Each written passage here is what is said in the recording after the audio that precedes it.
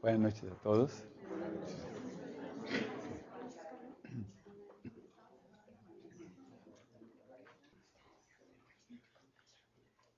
Al fin la alfombra también es muy buena.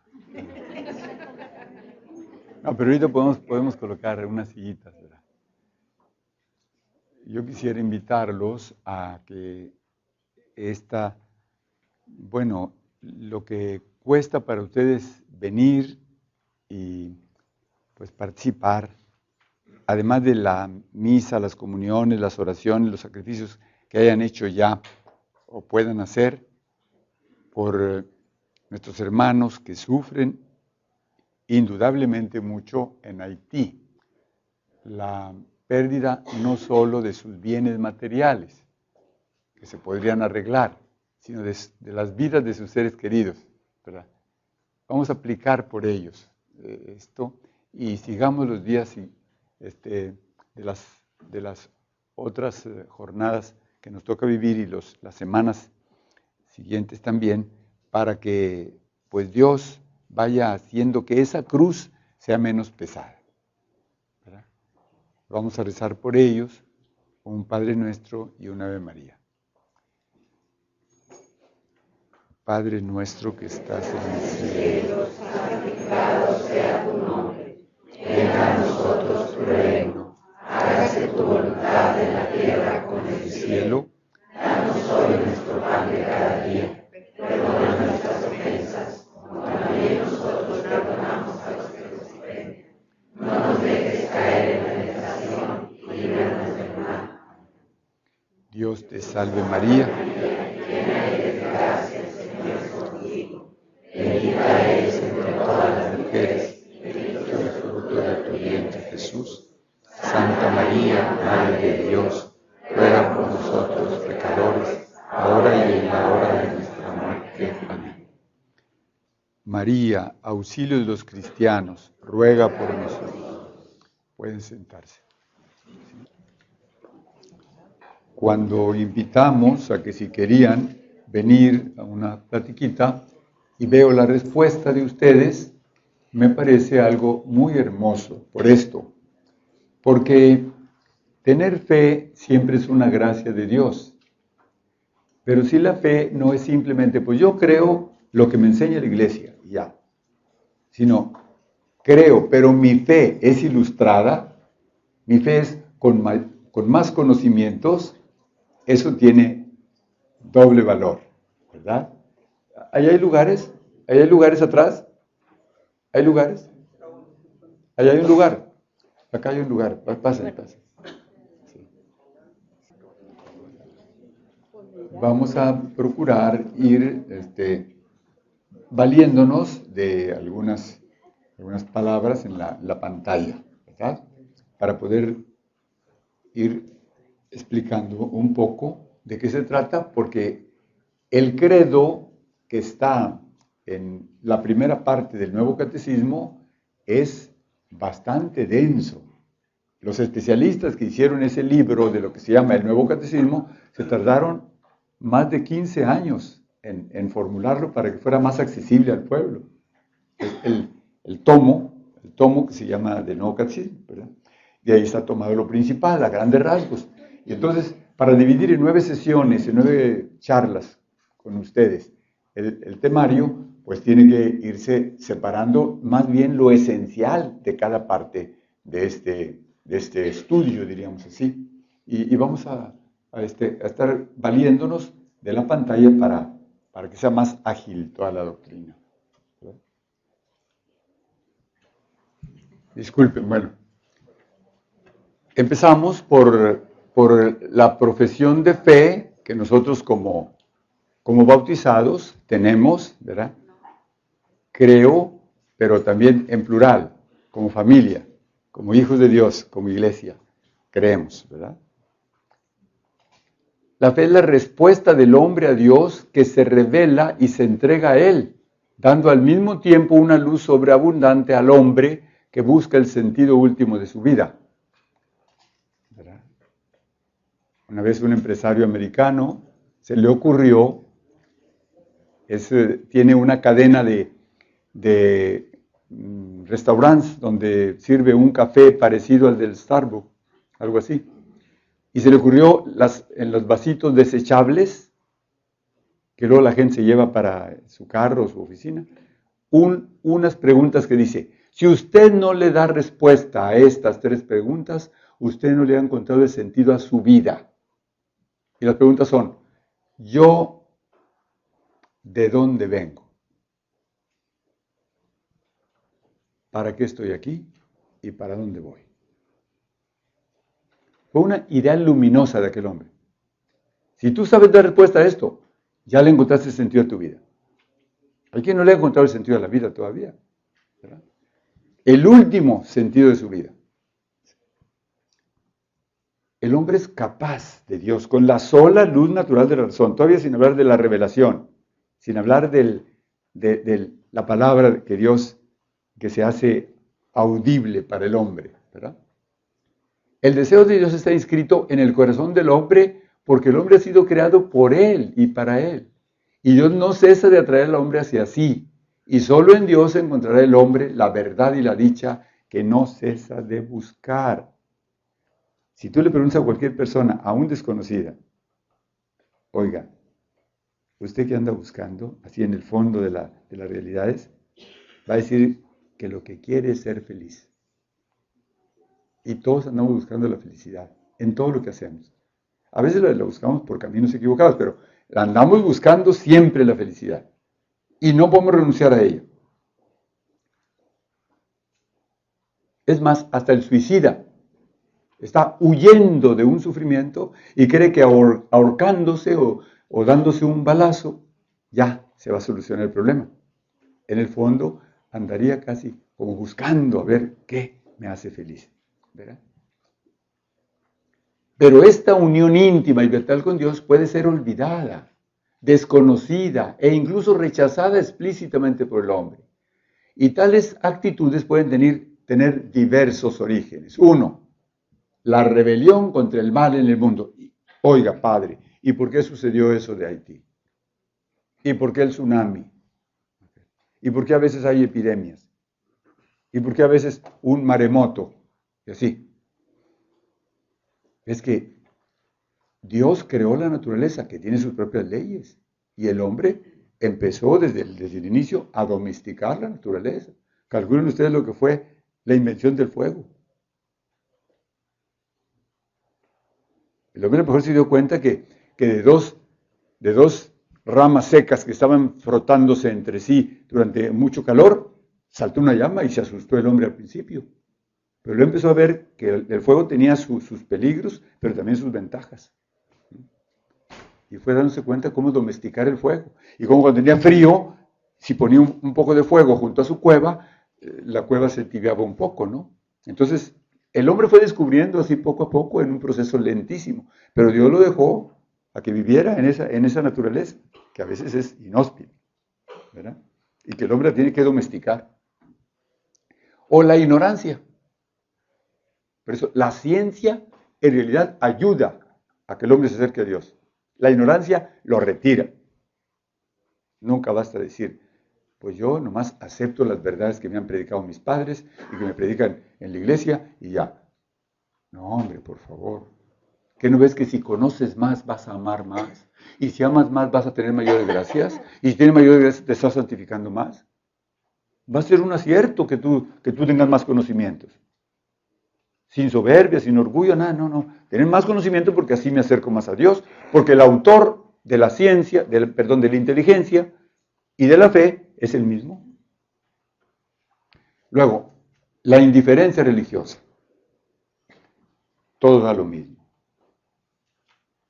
En realidad, en todas las personas de buena voluntad hay semillas del verbo de Dios, o sea, de la inquietud que Dios pone ahí en el fondo, ¿verdad? Para que uno lo busque. En todos los hombres. Es más, no hay hombres malos en ninguna parte, nomás hay débiles. Hay buenos y débiles, nomás. Y a veces entre los débiles, pues, la misma vida, a veces el sufrimiento hace que la persona se retire, ¿verdad? Luego, los afanes del mundo y de las riquezas, claro, eso ya está señalado también por Jesucristo, pero ahorita no quiero hablar todavía del Evangelio. Simplemente los afanes del mundo y de las riquezas. Es que el hombre siempre está como tendiendo a tener más, ¿verdad? Una especie de el deseo de posesión, tener algo, ¿verdad? No sentirse solo, porque el hombre fue hecho social, desde el inicio. Ahorita vamos a decir algunas ideas de cuáles son las tendencias más generales del hombre. El mal ejemplo de los creyentes. A veces, nos dice el concilio también hace ya 40 años, que a veces los creyentes mismos no hemos dado una verdadera imagen de Dios. Y entonces la gente dice, no creo en Dios, pero más bien no creo en el Dios que ellos me están mostrando. Porque el verdadero rostro de Dios no me lo han mostrado con su conducta. Y por eso no es que no quieran a Dios, es que la imagen que les hemos dado de Dios ha sido otra, equivocada. O un Dios que no es amor. Y ese sería un Dios falso. Y también las corrientes de pensamiento hostiles a la religión. No puede haber ningún ateo en ninguna parte, hermanos, Y digo una frase dicha hace 1600 años por San Agustín. Decía él, no hay ni un solo ateo en ninguna parte, a no ser que tiene un problema de moral, de conciencia que no quiere arreglar. Pero ateo no hay. Más bien, no quiere encontrarse con aquel que sabe que le va a pedir cuentas. Porque el hombre descubre que me dio el deseo de buscarlo y ya lo encontré. Pero como tengo la cara sucia, no me quiero ver delante de él. Y no es que sea ateo, es que quiere negar a Dios y hasta afirmarse de alguna manera para no sentirse tan mal si acepta la realidad. Luego también, esa actitud del hombre pecador que por miedo se oculta de Dios y huye ante su llamada. Eso fue lo que hizo Adán. Me escondí. ¿Y por qué te escondiste? ¿Comiste del árbol prohibido? Y ya empieza. Bueno, es que la mujer que me diste le echa la culpa. Y luego ella, pues la serpiente. ¿Y la serpiente a quién le echa la culpa? Ya pues a nadie, ¿verdad? Y huye ante su llamada, sí él. Tú eres grande, Señor, y muy digno de alabanza. Repito palabras del mismo San Agustín. Grande es tu poder y tu sabiduría no tiene medida. Y el hombre, pequeña parte de tu creación, pretende alabarte. Precisamente el hombre que, revestido de su condición mortal, lleva en sí el testimonio de su pecado, y el testimonio de que tú resistes a los soberbios. El hombre se da cuenta. Se esconde cuando se ve que Dios lo va a interrogar. Pero siente que debía dar una respuesta positiva a la invitación que Dios le había hecho, ¿no? Sí. A pesar de todo, el hombre, pequeña parte de tu creación, quiere alabarte. Tú mismo le incitas a ellos, haciendo que encuentres sus delicias en tu alabanza, porque nos has hecho para ti y nuestro corazón está inquieto mientras no descansa en ti. En realidad, hasta que descansemos en Dios, vamos a estar felices. Una de las felicidades más grandes, o sorbos de felicidad que podemos tener, es la unión familiar. Y sin embargo, en todas las uniones familiares que tenemos por ahí, que es de lo más hermoso, siempre hay. Sí, pero tal hijo no está aquí. O sí está aquí, pero tiene tal problema grave.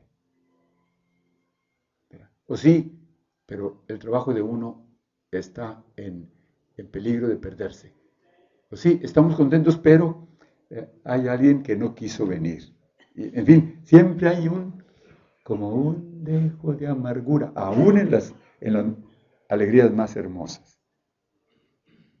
Y cuando nos divertimos o nos paseamos, sí, pero siempre hay una nostalgia allá en el fondo, de que hay algo mucho más allá, que esto no es todo. Síguele.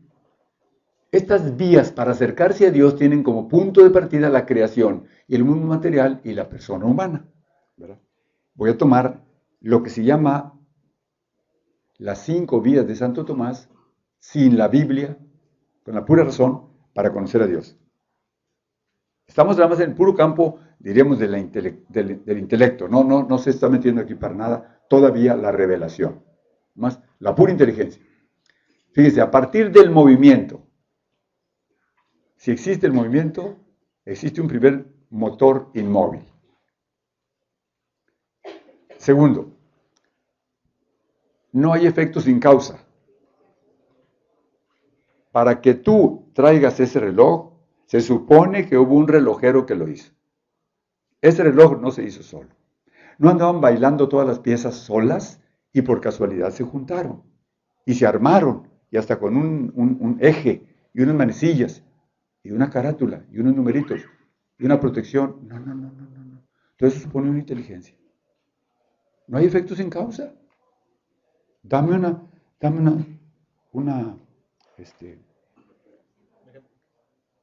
y te das cuenta. Un hombre de la categoría del famoso poeta y orador, más bien orador latino, Marco Tulio Cicerón, antes de Cristo, tenían ellos todos los dioses importados de los griegos, los tenían entre los latinos con otro nombre. ¿Verdad? El Zeus griego viene siendo el Júpiter latino, pero bueno, nomás con nombres cambiados. Pero él sabía que no había politeísmo, que había un solo Dios. Y miren con qué palabras murió Cicerón. Causa causarum miserere mei. Causa de las causas, ten misericordia de mí. Un intelectual, un tipo listo. Seas quien seas, yo sé que existes. Causa de las causas. Tercer vía para conocer a Dios, la contingencia. ¿Qué quiere decir eso? Bueno, tú existes, pero bien podrías no haber existido. Yo existo, bien pudo haber no existido. Y no porque yo falte, por eso se altera el universo, no, hombre. Nosotros somos contingentes, o sea, no somos necesarios, es lo que quiere decir la contingencia. Tú no eres necesario, ni yo tampoco. Hay un ser necesario. Ese ser necesario es Dios. Es lo que llamamos Dios. Ahora, si hay orden en el universo, si hay unas estaciones, si hay unas galaxias y constelaciones y todo esto, y hay orden en ese microcosmos de lo que es un hombre, una persona. Si hasta en un animalito, ¿qué orden hay? ¿Verdad? En un árbol, en una flor, qué belleza también. Entonces, hay un ordenador que se llama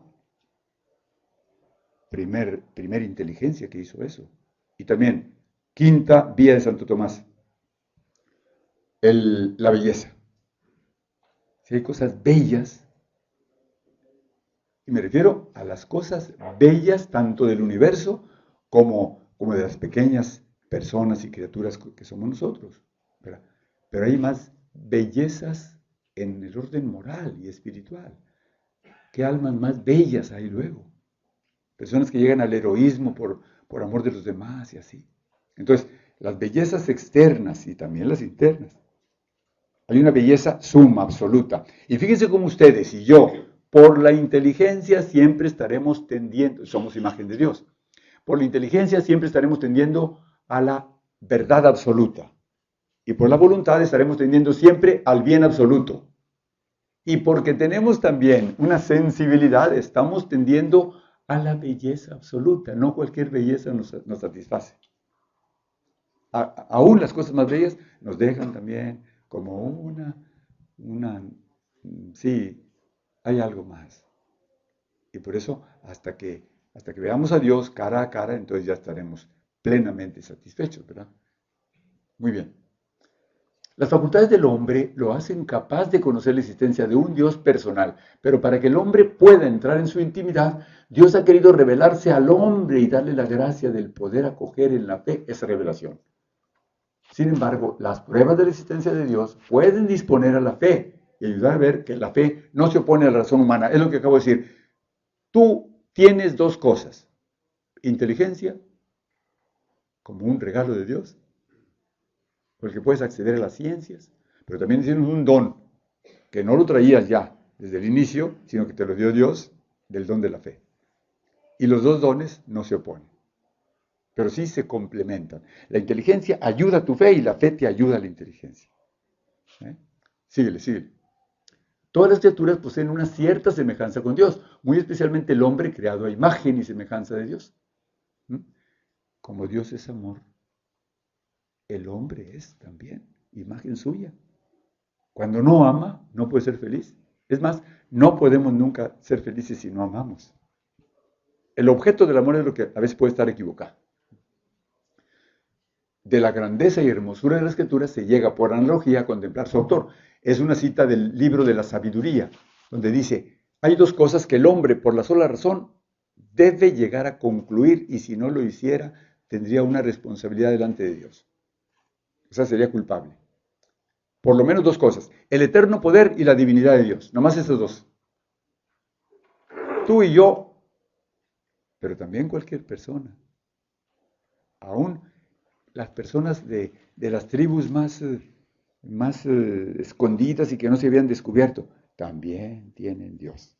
¿Verdad? ¿Sigue?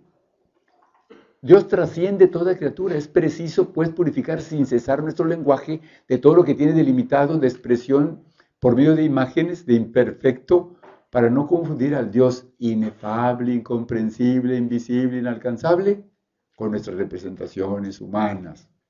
No podemos captar de Dios lo que Él es. Es más, de Dios, hermanos, tanto que sabemos. Pero es más lo que ignoramos que lo que sabemos de Él. Lo que pasa es que lo que sabemos es lo único que podemos captar. Y no es que Dios no te quiera dar más, es que tu capacidad no llega más. Es que una conchita no puede contener el mar. El mar es inmenso. Dios es sin medida. El mar tiene medida. Pero la conchita queda ya llena con el agüita que tiene. Pero el mar es infinitamente más que la conchita. Es lo que nos pasa a nosotros. De Dios es muchísimo más lo que ignoro que lo que sé. Pero lo que sé es lo que me sirve para mi salvación. ¿Síguele? El hombre es por naturaleza y por vocación un ser religioso. Ahí me quería detener un momento. Ustedes y yo, por ser humanos, tenemos varias tendencias ya escritas en la misma naturaleza.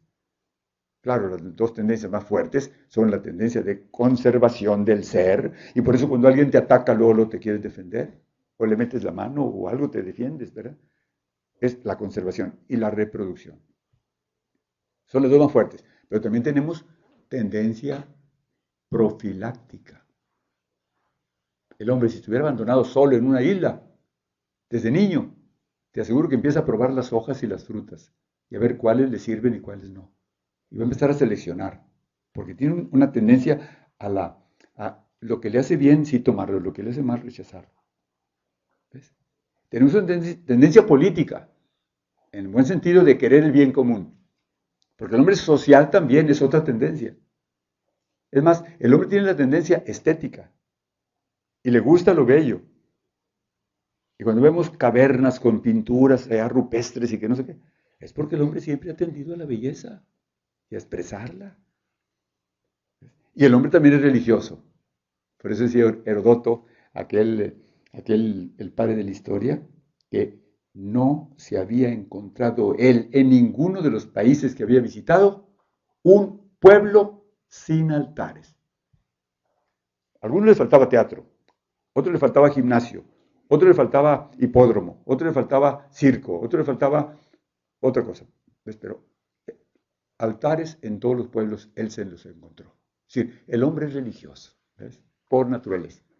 Cuando el hombre escucha el mensaje de las criaturas y la voz de su conciencia, entonces puede alcanzar la certeza de la existencia de Dios, causa y fin de todo.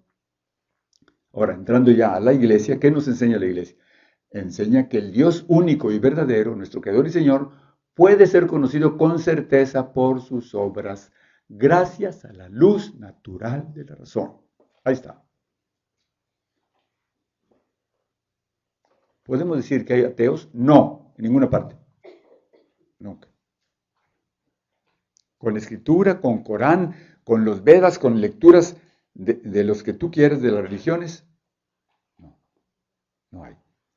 Luego, sí, espérate, no habíamos acabado. Sí. Dice, la iglesia, sí, lo demás, pásalo, perdón. Nosotros podemos realmente nombrar a Dios partiendo de las múltiples perfecciones de las criaturas, semejanzas del Dios infinitamente perfecto, aunque nuestro lenguaje limitado no agote su misterio. A veces decimos infinito, inmenso, ¿verdad? O sea, no medible, no cuantificable. No encuentro palabras para decir. Bueno, fíjense, los hebreos, en alguna parte de su historia, el nombre de Dios, cuando lo escribían, más bien cuando hablaban, transmitiendo lecciones en su lengua de una generación a otra, dejaban en blanco el pedacito donde iba a escribirse la palabra Dios, porque era el innombrable. O sea que todos los nombres no agotan lo que se quiere decir. ¿Ves? Ahora, sin el Creador la criatura se diluye, nos dice la doctrina de la Iglesia. He aquí porque los creyentes saben que son impulsados por el amor de Cristo a llevar la luz del Dios vivo a los que no le conocen o le rechazan. Ahorita estamos en un mundo en donde se rechaza todo lo que tenga que ver con Dios o con Jesucristo o con la Iglesia. Pero es un reto para nosotros, con más razón, porque el mundo está necesitado. Por eso hay que ir con más insistencia y buscar, porque el amor es ingenioso. El amor es ingenioso. Y buscar el modo de llegar a las personas.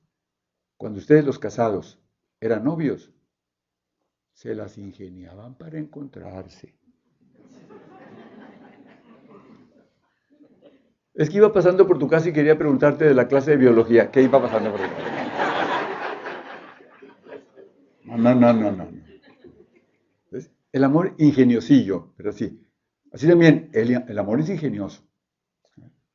Y Dios también tiene su ingenio, ¿no? Sí.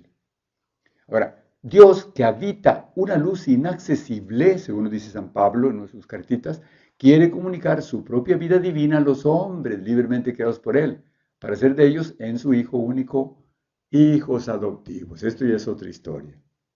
O sea, no nomás nos da su Hijo, sino quiere, el que habita allá, se hace sensible, se hace palpable, la invisibilidad de Dios, hermanos, se hizo visible a través de Jesús. De tal manera que tú en Jesús ves visiblemente la invisibilidad del Padre. Al revelarse a sí mismo, Dios quiere hacer a los hombres capaces de responderle, de conocerle y amarle más allá de lo que ellos serían capaces por sus propias fuerzas.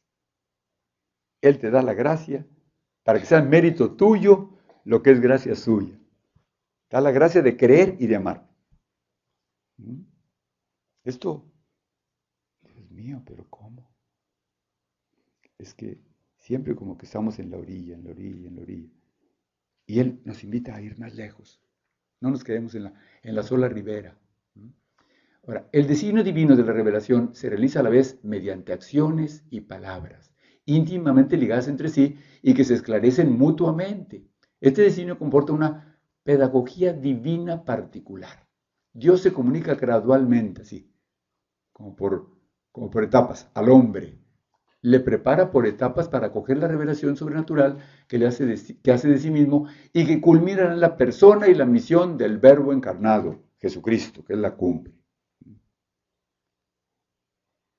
El que uno diga, bueno, la Sagrada Escritura, el Antiguo Testamento. El Antiguo Testamento no es más que Cristo latente.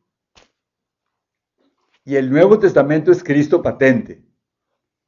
Pero el eje de toda la Escritura es Cristo. Y así como ustedes dicen, antes de Cristo, después de Cristo, pues sí, Él dividió la historia. Ahorita vamos a ver también cómo los dos testamentos como que se están mutuamente trabando para encontrar la razón de ser de cada uno.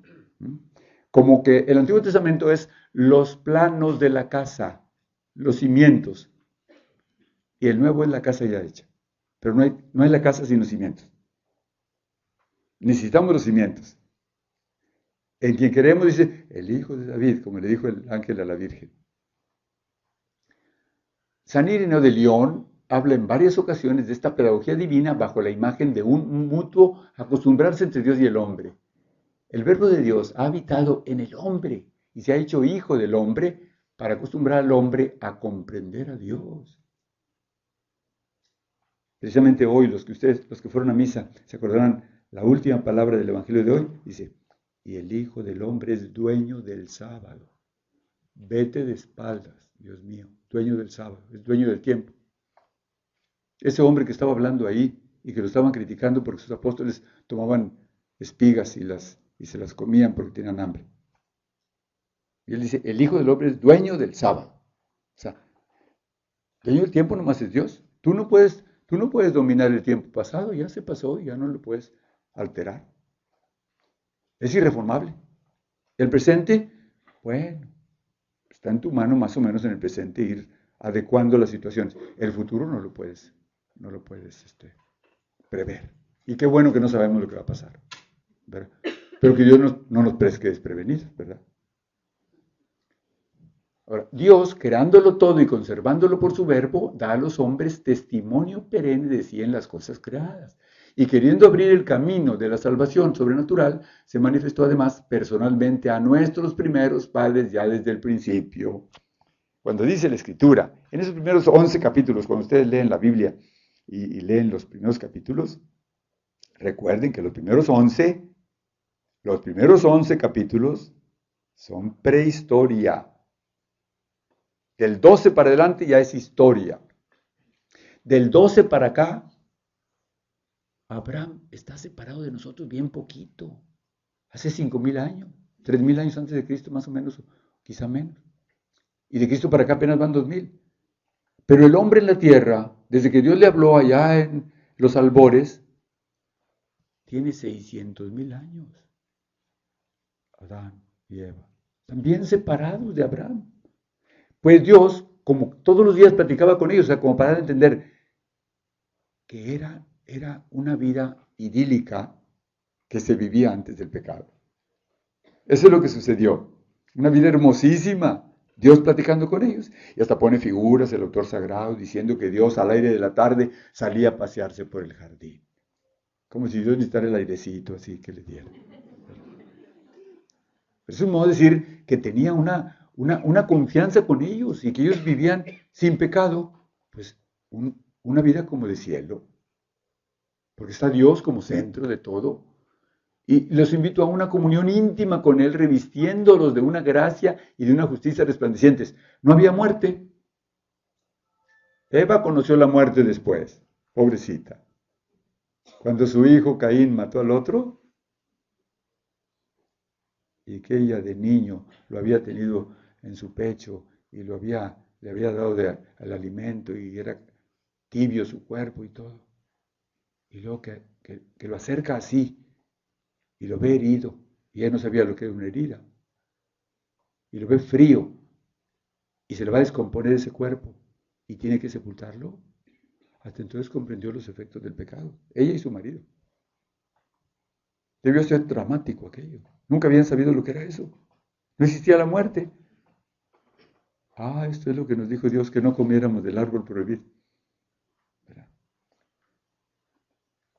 Y Dios, ya en la historia de salvación, como digo, estamos a un paso de Abraham para acá, elige, dice, para reunir a la humanidad dispersa, Dios elige a Abraham, llamándolo fuera de su tierra, de su patria y de su parentela, para hacer de él el padre de una multitud de naciones. En ti serán benditas todas las naciones de la tierra. Eso de en ti serán benditas todas las naciones de la tierra ya está anunciando lo que va a venir después con el Redentor. Y aquí hay una pregunta también muy, ¿por qué eligió al pueblo hebreo que nace de Abraham? Y no al pueblo lacandón, o a los esquimales, o a los de Kenia, o a los de Australia. ¿Por qué llamó a ese pueblo y no a otro? ¿Que no es Dios de igual para todos? ¿Que no es Dios un Dios universal, que a todos nos ama con amor infinito?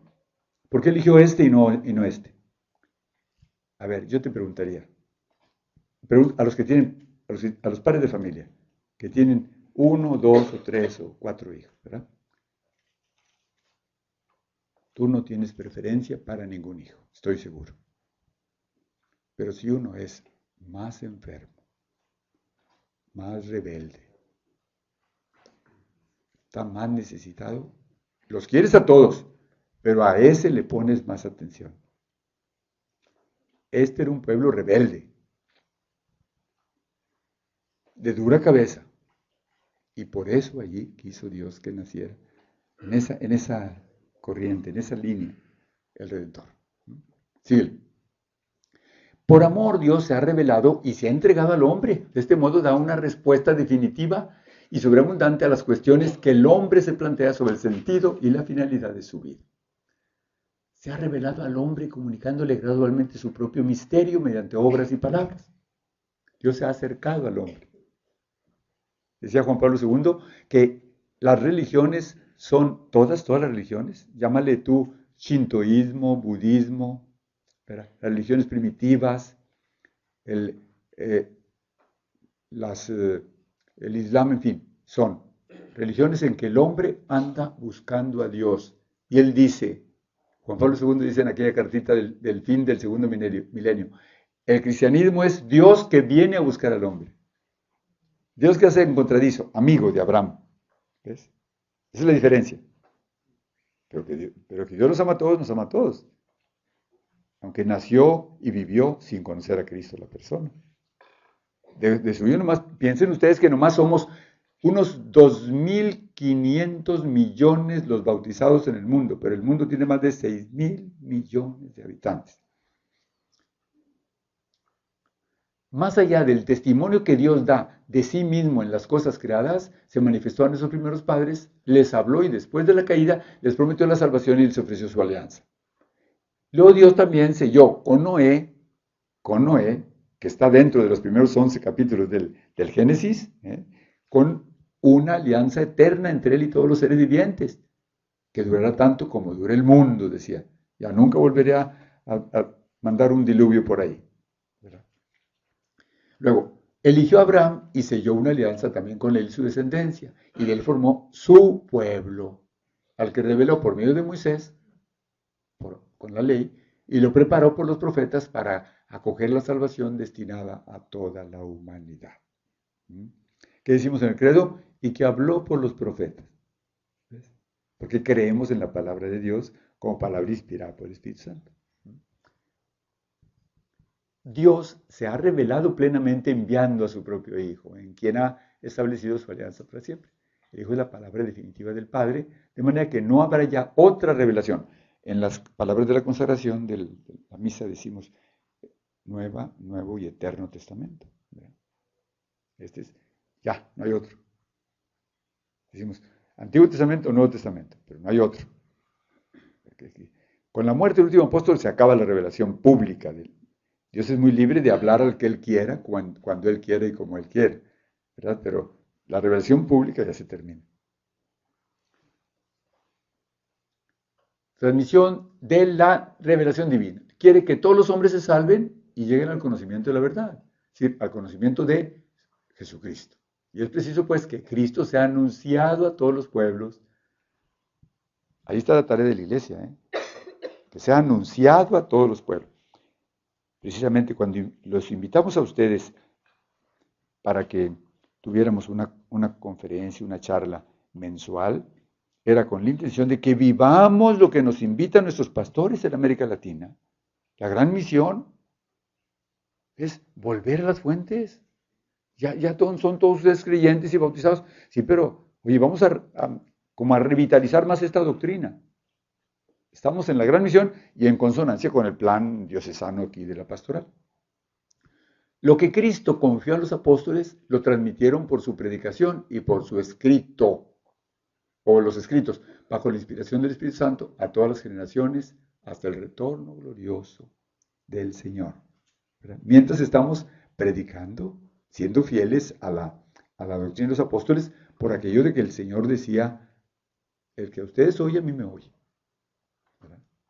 Por eso oír al Papa y a los obispos en comunión con él es hacerle caso a Jesucristo, ni lo dudemos. La tradición y la Sagrada Escritura constituyen un único depósito sagrado de la palabra de Dios, cual como en un espejo la iglesia peregrinante contempla a Dios, fuente de todas sus riquezas. La importancia que le debemos dar a la palabra de Dios es tal que allí está, y qué bueno que ustedes la tienen incluso en su propia Biblia, ¿no? Pero qué bueno que también la queremos profundizar más y hasta explotar a través de lo que nos expliquen los que o han profundizado más en ella, o son los sacerdotes que nos atienden en nuestras comunidades, o así. Pero recuerden que el Espíritu Santo ahí está, y que cuando estamos interpretando las Escrituras, como lo hace la Iglesia, claro que no se pueden equivocar ustedes, porque estamos en consonancia con lo que la Iglesia enseña. La Iglesia, con su enseñanza, su vida, su culto, conserva y transmite a todas las edades lo que es y lo que cree. La Iglesia ora como cree y cree como ora. Si tú dices, Padre nuestro que estás en los cielos, es que así crees. Si tú dices, Jesús mío, creo que estás presente en el Santísimo Sacramento, es que así crees. Oras como crees y crees como oras. Por eso dice las Aves Marías, por eso lees lo que crees. Ahora, en virtud de su sentido sobrenatural de la fe, todo el pueblo de Dios no cesa de acoger el don de la revelación divina, de penetrarla más profundamente y de vivirla de modo más pleno. Claro. El oficio de interpretar auténticamente la palabra de Dios ha sido confiado únicamente al magisterio de la Iglesia, al Papa y a los obispos en comunión con él. Aquí quiero hacer un comentarito. Fíjense ustedes que cuando vino el Espíritu Santo sobre los apóstoles, era más o menos el año 36 de nuestra era. Allí quedó ya completa la iglesia. Ya salieron los apóstoles sin miedo a predicar a todas partes. ¿Qué había? Los 12 apóstoles, los 7 sacramentos, había misiones, había la ordenación de obispos, de presbíteros y de diáconos, había martirios, había gracia santificante, había la palabra de Dios, sí, pero no había ni una Biblia. Nomás había los apóstoles y sus sucesores que estaban predicando, pero no estaba escrito nada. Como a los 15 años después se escribió la primera carta a los tesalónicos. Y después, más, y después los evangelistas. ¿Ves? Y así todo. Y era dificilísimo que alguien tuviera una Biblia. Claro que no. Pasaron muchos siglos. Una Biblia escrita en una imprenta vino siendo posible hasta el siglo XV. Y eran grandísimas, que todavía se tienen ahora en museos. Entonces, ¿qué es lo que más valía? No tanto la palabra escrita, que qué bueno que la tenemos nosotros, ¿no? En libros pequeños y accesibles para todo el mundo, sino solo era la predicación y la sagrada tradición, ¿verdad?, que sostenida por la fe de la iglesia, los obispos y el pueblo, va pasando los siglos. ¿Sí? ¿Pero qué es lo que transmiten los obispos? Lo que habían oído de los anteriores, en consonancia siempre con los obispos sucesores de los apóstoles. Ahora, la Sagrada Escritura, toda la Escritura divina es un libro, y este libro es Cristo. ¿Por qué? Si no te conduce a Cristo la Escritura, no la estás entendiendo. Solamente que descubras a Cristo latente, ahí en el Antiguo Testamento, y en el Nuevo patente, es como lo estamos entendiendo. ¿Ves? Ahorita no me puedo detener en muchos ejemplos, ¿verdad? La Sagrada Escritura contiene la palabra de Dios y en cuanto inspirada es realmente. Por eso fíjense lo que se dice. Cada vez que se lee las lecturas, ¿qué decimos? Y cuando se lee el Evangelio, palabra del Señor. O sea, porque se refiere a la vida del mismo Jesucristo. ¿Ves? ¿Y con qué respeto? La palabra que se lee como primera o segunda lectura, toda la gente sentada. El Evangelio de pie. ¿Ves? Porque es Cristo el que, como es palabra viva, lo que me está diciendo, me lo está diciendo ahora. No es que yo digo, lo dijo hace 2000 años, no. Es palabra viva, no es como el periódico, que ya pasó. Ya el periódico de la mañana ya es sustituido por otras noticias de ahorita. ¿Verdad? Ahora, Dios es el autor de la Escritura porque inspira a sus autores humanos, actúa en ellos y por ellos. Da así la seguridad de que sus escritos enseñan sin error la verdad salvífica. Recuerden que no es un libro científico la Biblia, es un libro religioso, para que la persona se acerque a Dios. Entonces, no fueron días de 24 horas, Padre, porque dice la Escritura que Adán y Eva estaban allá y que un día y una noche, y un día y una noche, y sí. Más bien fueron épocas geológicas. Nomás calculen cuánto tardaría la Tierra en enfriarse para que fuera posible la vida vegetal. Millones y millones de años, ¿verdad? Y lo hermoso es que Dios nos ha elegido desde antes de la creación del mundo.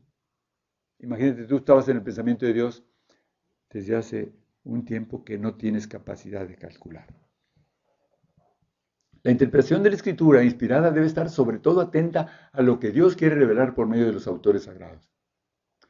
Lo que viene del Espíritu solo es plenamente percibido por la acción del Espíritu. La Iglesia recibe y venera como inspirados los 46 libros del Antiguo Testamento y 27 del Nuevo. Los 4 evangelios ocupan un lugar central. Es lo que acabamos de decir, por eso le damos tanta importancia al evangelio.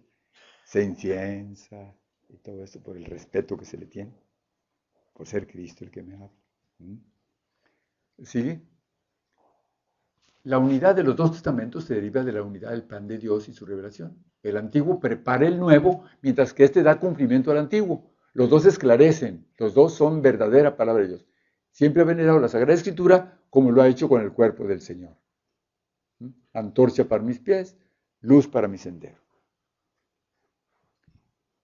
La fe es una adhesión personal del hombre entero. Comprende una adhesión de la inteligencia y la voluntad a la revelación que Dios ha hecho de sí mismo mediante obras y palabras. Creer, pues, entraña una doble referencia a la persona y a la verdad. Creo por la autoridad de aquel que me habla. El que me hable es Dios, yo le creo. ¿Verdad? No debemos creer a ningún otro que no sea Dios. La fe es un don sobrenatural de Dios. Para creer el hombre necesita los auxilios interiores del Espíritu Santo. Creer es un acto humano, consciente y libre, que corresponde a la dignidad de la persona. Claro, los animalitos no creen, se mueven de otra forma. Es un acto eclesial. La fe de la Iglesia precede, engendra, conduce y alimenta nuestra fe. La Iglesia es la madre de todos los creyentes. Por eso le llamamos Santa Madre Iglesia, pero porque engendra por la fe que predica y por los sufrimientos. Una persona que es madre es porque engendra y alimenta al hijo, ¿verdad? Así también la Iglesia engendra por la predicación y la fe, ¿verdad? Pero fíjate, la Iglesia no es algo aéreo, intangible. La Iglesia eres tú, todos los bautizados. Casi insensiblemente, tu misma forma de vivir y el testimonio que das hace que las demás personas crean. Y crean y se acerquen más a Dios. ¿Qué estás haciendo? Engendrar espiritualmente en la persona la vida de Dios. Y por eso eres madre. ¿Ves? Todos nos convertimos en madre de Cristo cuando hacemos que los demás conozcan y lo amen y se acerquen más a Dios. Pues se está haciendo una vida nueva allá. Síguele. Que se contiene en la palabra de Dios escrita o transmitida, o son propuestas por la Iglesia para ser creídas como divinamente reveladas. ¿Verdad? Es necesaria para la salvación. ¿Verdad? Y la fe es un gusto anticipado del conocimiento que nos hará bienaventurados en la vida futura. Sí. Bueno, los símbolos ya lo saben ustedes. El símbolo más antiguo es el credo que se llama de los apóstoles, el chiquito, ¿verdad? Que lo decimos de vez en cuando. Y el credo de Nicea y Constantinopla, que es la fe de 2 concilios, el de Nicea el año 431 y el otro 400 y pico, también del siglo V, es el credo grande que decimos todos los domingos, que está un poquito más explícito, pero los dos traen lo mismo. No lo repaso porque ustedes, bueno, ya Ahora, la profesión es creer en el Dios de Israel.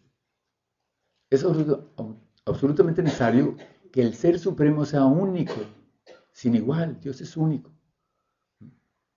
Y decía un señor el otro día, no hombre, si como Dios no hay dos, pues claro. Sí. La fe en Dios nos mueve a volvernos solo a Él como a nuestro primer origen y a nuestro fin último.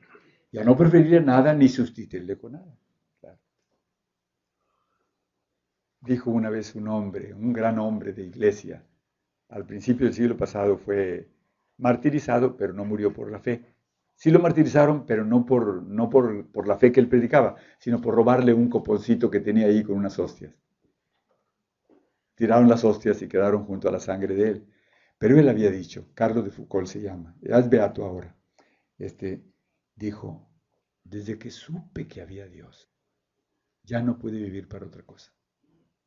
Pero eso cualquiera lo puede decir, en cualquier circunstancia, en cualquier vocación, en cualquier estado de vida, a cualquier edad, con tal que entienda. Él creo que entendía, desde niño había hecho la comunión, pero luego se retiró de la iglesia y de la práctica y llevó una vida muy azarosa y todo, pero luego vuelve a encontrarse consigo mismo, ¿no? Y vuelve a Dios. Dios, al revelarse, sigue siendo misterio inefable. Si lo comprendemos, ya no es Dios. Se ha revelado como el que es, que ha dado a conocer como rico en amor y fidelidad. Cuando Dios se definió a sí mismo, ustedes saben que dijo, yo soy el que soy. Dijo unas palabras muy breves que parece que no es definición. Sin embargo, yo soy aquel por quien las cosas tienen ser. Eso es lo que está diciendo, yo soy el que soy. El que es, me envía, dijo Moisés al pueblo. El que es. Porque tú diles así, yo soy el que soy. ¿Ah? Pues bueno, así lo dijo. El misterio de la Santísima Trinidad es el misterio central de la fe y de la vida cristiana. Solo Dios puede dárnoslo a conocer, revelándonos. Bueno, aquí les pongo una comparacioncita. No quiero entretenerlos más de la cuenta, nos quedan 5 minutos. ¿Verdad? Pero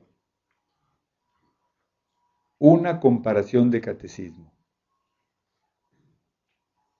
Los muchachos de secundaria saben que la fórmula del agua es H2O.